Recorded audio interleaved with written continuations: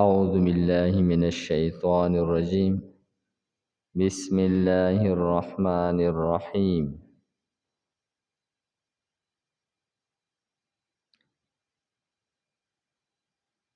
وليكتب بينكم كاتب بالعدل ولا يأب كاتب أن يكتب كما علمه الله فليكتب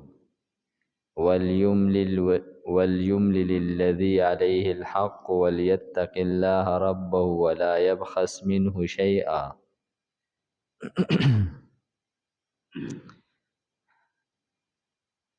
دی آیت په دې حصہ کې د قرض د لیکلو متعلق احکامات ذکر کړي. نو وی فرمایل ولیکتب بینکم، او لیکل لیکي ستاسو په منځ کې کاتبون یو لیکون کې بالعدل په انصاف سره. مخکې وفرمیل چې تاسو د قرض معامله چې ده دا لیکئ. نو وس د لیکلو متعلق یو ادب بیانوي چې دا لیکل دی په انصاف سره کولی کیږي. هسې نه چې کم قرض دی د هغې نه زیات ولیکلی شي یا د هغې نه کم ولیکلی شي یا په نیټه کې هیر پیر وکړلی شي، مجهول او غیر واضح الفاظ استعمال کی یا داسې الفاظ استعمال کی چې د هغې نورې هم معنی جوړېدی شي. نو داسې لیکل دې نه کوي، بلکې په انصاف سره دې داسې لیکل وکړي چې په هغې کې د دوکې څه احتمال نه وي. ولا یأب کاتب، دا بل ادب ذکر کوي د لیکونکي متعلق. که چېرې دا قرضدار او قرضخوا دوی لیکل نشي کولی، نو بل څوک د ولې لیکل وکړي، او بل چاله نه ده پکار چې هغه د انکار وکړي د لیکلو نه.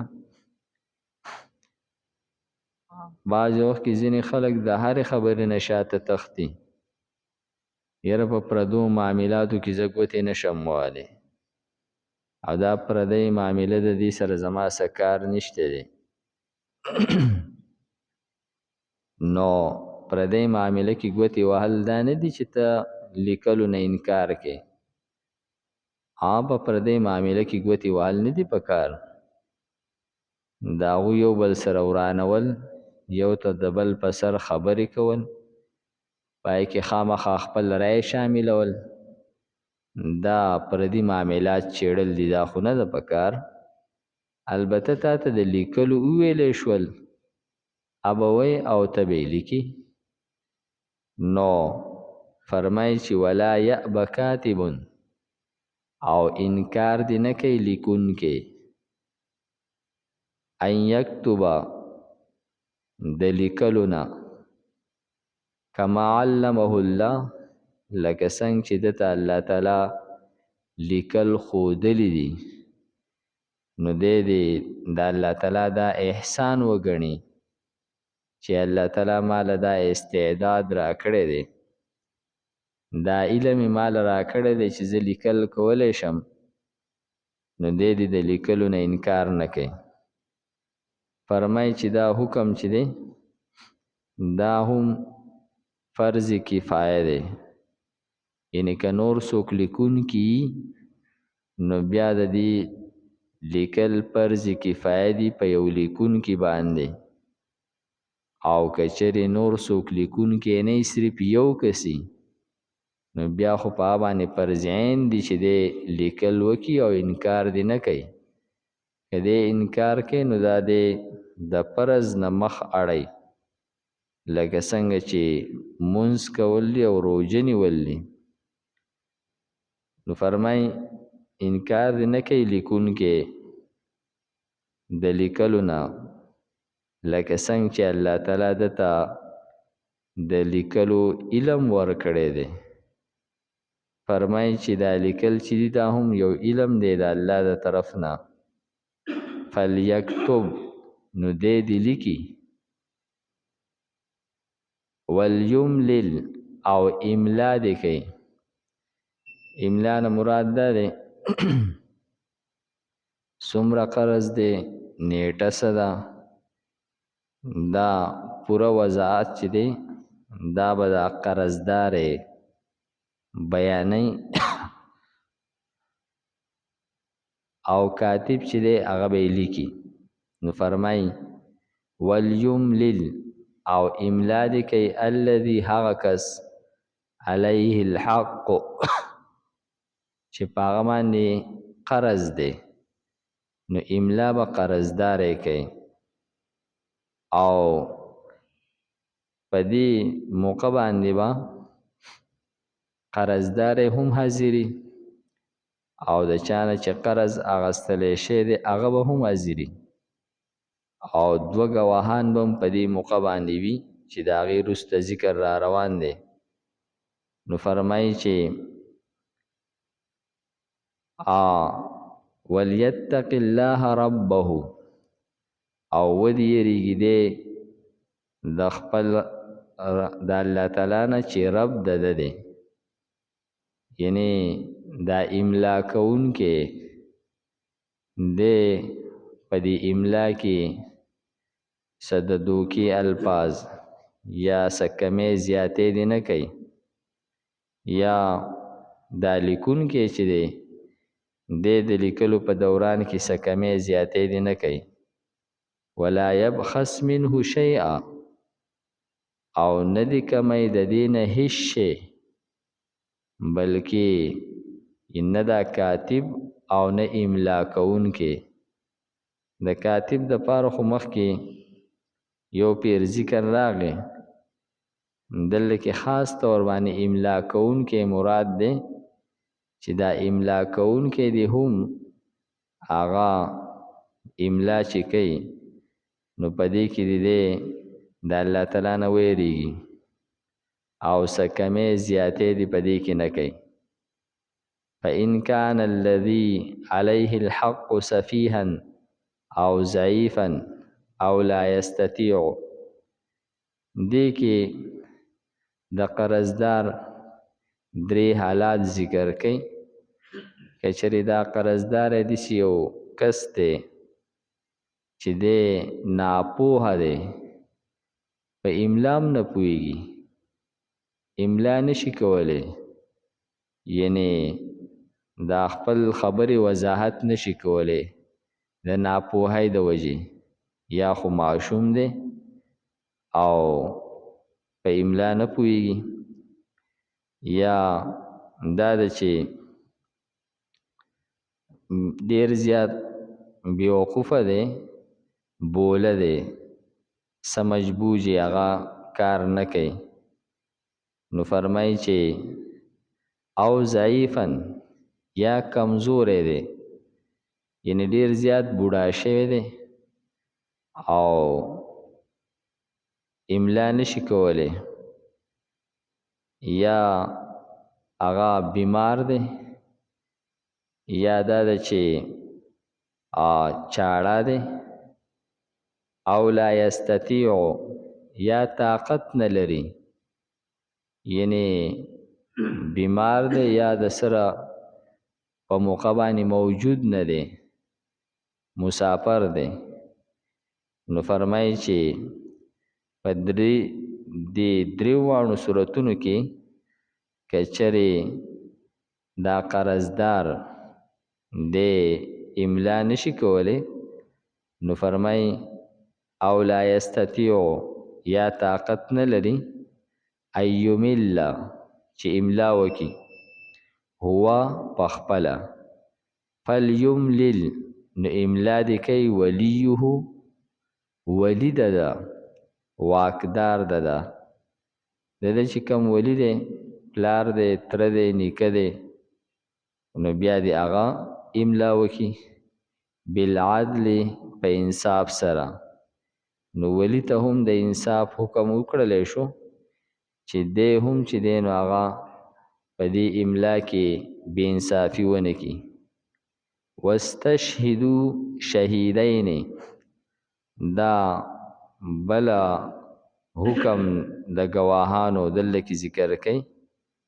فرمایي چې ګواهان دې ونیسي، طلب دي کې ګواهان، دوه ګواهان من رجالکم د نارینه‌ونه فإن لم یکونا رجلین نو کچرې دوه نارینه نه وي.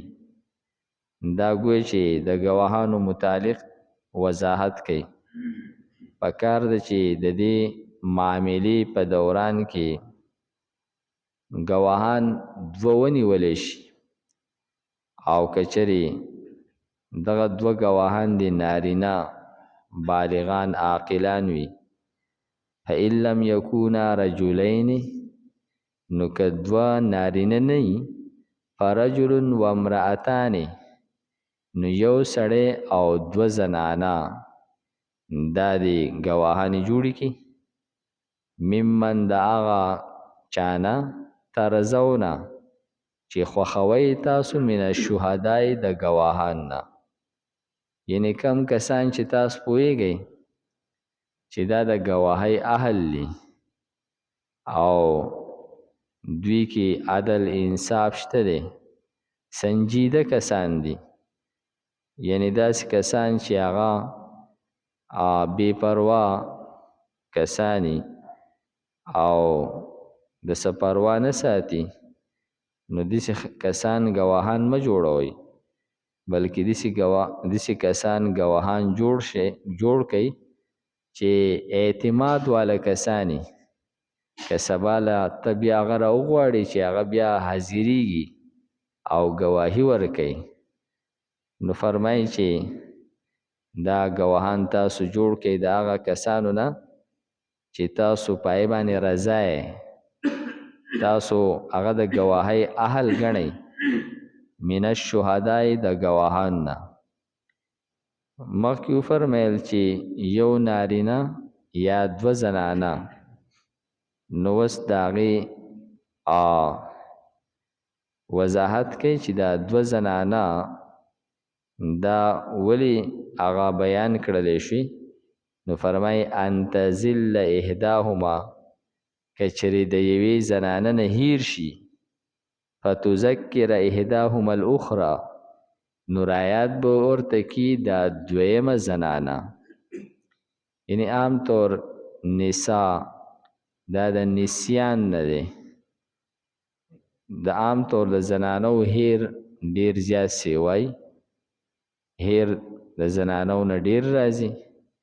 نو فرمایي چې دا دوه زنانه چې بیان کړلی شوي که دوه نارینه نه نو بیا یو نارینه او دوه زنانه، نو دا دوه زنانه ځکه بیان شولې که چېرې د یوې نه هیر شي نو دا دویمه به ورته بیا رایات کړي، ځکه چې د زنانو هیر سیوایي.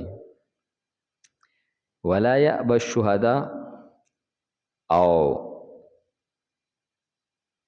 انکار دې نه کوي ګواهان اذا هغه وخت اذا ما په هغه وخت کې دعو چې را وبللی شي دوی، کله چې د ګواهۍ کولو ضرورت راشي نو دغه ګواهان دې بیا انکار نه کوي بلکې ګواهۍ ته دې بیا حاضریږي او ګواهي دې ورکوي او په دې کې دې د چا د دباو هغه لحاظ نه ساتي.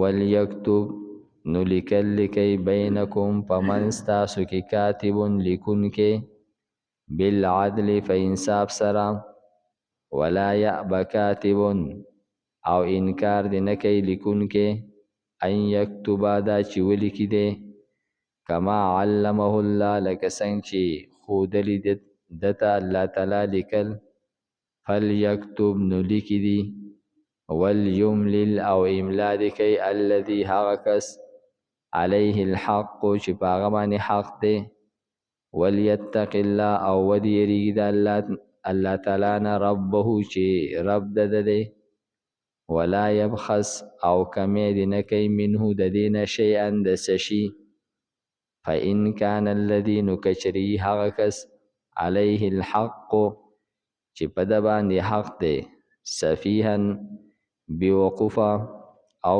ضعیفا یا کمزوری او لا یستطیع یا طاقت نلري ایمل چې املا وکي هو پخپلا فلیملل نو املا دی کوي ولیه واقدار ده بالعدل په انصاف سره واستشهدوا شهیدین او گواهان ونسئ تاسو دو گواهان من رجالکم ستاسو د نارینه‌ونه فإن لم یکونا رجلین نو کچرینی دو نارینه فرجل نو یو نارینه وامرأتان او دو زنانه ممن د هغه گواهانو نه ترضونه چې تاسو رضای تاسو یې خوښوئ من الشهداء د گواهۍ دپاره ان تذل کچری هیر شي احداهما په دې دواړو کې یوه فتذکر نو یاد کی ورته احداهما الاخرى یوه په دې دواړو کې دویمه ولا یأبى الشهداء او انکار دی نه کوي گواهان اذا ما هر کله دعو چې راوبللی شي. الحمد لله رب العالمين والعاقبة للمتقين والصلاة والسلام على خير خلقه محمد وآله وأصحابه أجمعين. پروردگار زموږ دا ناسته په خپل دربار کې قبول کړي. پروردگار موږ ته د قرآن پاک سمجبوج را نصیب کړي. د مرګ نه مخکې موږ ته په دې باندې کامل عمل کولو توفیق راکړي. صلی الله تعالی علی خیر خلقه محمد وآله وأصحابه أجمعين برحمتك يا أرحم الراحمين.